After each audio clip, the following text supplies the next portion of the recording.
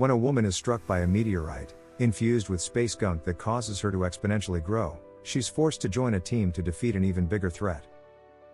In Modesto, California, we find ourselves at the wedding of Susan and Derek.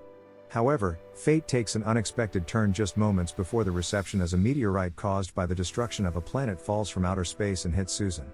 Unluckily for Susan, this isn't a normal meteorite, it's infused with quantonium, a rare and powerful element that causes objects to enlarge. Somehow, she defies all odds and emerges from this event unscathed, making her way back to the venue alongside her concerned mother. As they return, a fleet of military vehicles pull up outside to contain the meteorite. But with Susan now composed, she prepares to recite her vows until she unexpectedly begins to glow, following her size exponentially increasing due to the effects of the meteorite. Chaos ensues as the priest leaps out of the window and a wave of panic sweeps through the attendees, triggering a frantic rush for the exit. Meanwhile, Susan's growth becomes uncontrollable, causing her to outgrow the church, and with a tremendous burst of power, she tears through the roof and moves to an open area. At this point, the government have marked her as a monster, and therefore attempt to contain her. Despite their repeated efforts, it takes multiple attempts to secure her, eventually leading to her imprisonment within a secret facility, where others like her are held captive. She wakes up after being tranquilized only to find herself being held captive inside of an elevator, which descends at a drastic pace. Soon enough, it comes to an abrupt stop and the doors open, revealing an empty room with nothing but a table and chair. She's forced out by the shifting walls, leaving her with no choice but to investigate this mysterious room. As she walks closer to the table, she hears noises coming from another entrance, so she cautiously walks over and calls out to whoever made the noise, but with no reply she walks back. At this point, food has been served, but with an unexpected guest known as Dr. Cockroach, a mad scientist who accidentally turned himself into a cockroach. Susan clearly doesn't like insects as she brutally beats him with a spoon, but stops and takes a few steps back in disbelief as she realizes that he can actually speak. She falls to the ground as she steps on another character known as Bob, a brainless but talkative mass brought to life in an experiment gone wrong. As she's processing what's happening, the missing link swoops down from above her and demonstrates his self-defense abilities. She ignores this and cautiously walks back, only to bump into Insectosaurus, the skyscraper-sized mutant larva. Susan's composure shatters and panic takes hold as she frantically tries to escape, but this only draws the attention of the jailer, General W.R. Munger, who demands that everyone gets back to their cells. Relieved to finally talk to an actual person, Susan inquires about the situation, so the general invites her out to do her orientation. We're shown an in-depth view on the facility as he explains what the facility is and its purpose, but she is soon led to her new cell and locked in. Up into outer space, we're given a look at the deranged alien overlord Galaxar. Consumed by insidious ambitions, he sets his sights on acquiring the quantonium that landed on Earth by deploying a probe droid to retrieve this powerful element. Back on Earth, all branches of the military have surrounded the location of where the droid landed, while the president attempts to reason with it. As he gets to the top, in an attempt to demonstrate peace, he begins to play a Crazy Frog remix to perfection, and to show its appreciation, the droid reaches out his hand to the president, but they were pranked as it destroys the piano. Following this, the droid removes itself from the ground, causing the military to unleash a series of bullets and missiles at it, but due to its bulletproof armor, nothing is able to pierce it. With little to no success, the army commander calls for a full retreat. Back at a secret facility, the president along with a range of other important people attempt to devise a plan that could prevent further destruction caused by this relentless probe droid. Midway through this discussion, the door swings open, revealing the general, who strides in, presenting a proposal. He advocates using the monsters that he has captured as an unstoppable force to defeat these threats. The following day, the general gathers up all of the monsters and explains his plan for them to fight this robot. They're hesitant at the start, but quickly accept as he offers the monsters their freedom in exchange for their services. They get to San Francisco as this is where the droid is now stationed. Upon landing, they are instantly met with this droid, but as the mission details were not clear regarding the size of this droid, Susan panics and runs away. Rather than targeting the monsters that are right in front of it, the droid decides to follow her into the city as she is the one infected with the quantonium. Susan is hiding behind a building as she feels the droid's footsteps getting closer, but they soon stop and she walks out with the assumption that she's safe. Unfortunately for her, the droid is right behind her and starts scanning her to ensure that she is the target.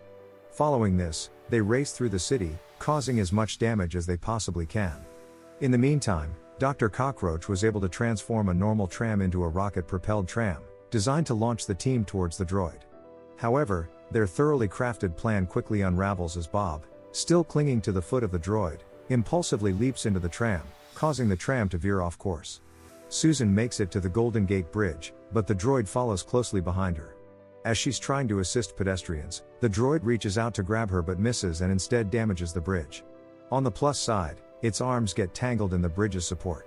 The team meet up again, and with Susan's sheer strength and determination to keep everyone safe, she defeats the droid. Now with the mission completed, Susan and the monsters make their way to Susan's parents' house so that they can introduce each other, but Susan notices that Derek isn't there, so while everyone was having a barbecue, she went to his work. They start talking, but he eventually breaks up with her as it's apparent that all he cares about is his career. Lol. She rejoins the monsters and reminisces about their night, only to be snatched up by Galaxar's ship. During this, Insectosaurus drastically attempts to get her back down to the ground, but Galaxar fires at it with a destructive laser that kills it. She awakens on the ship to uncover an army of probe droids, but as she is examining her surroundings, she is imprisoned inside of a mobile cell.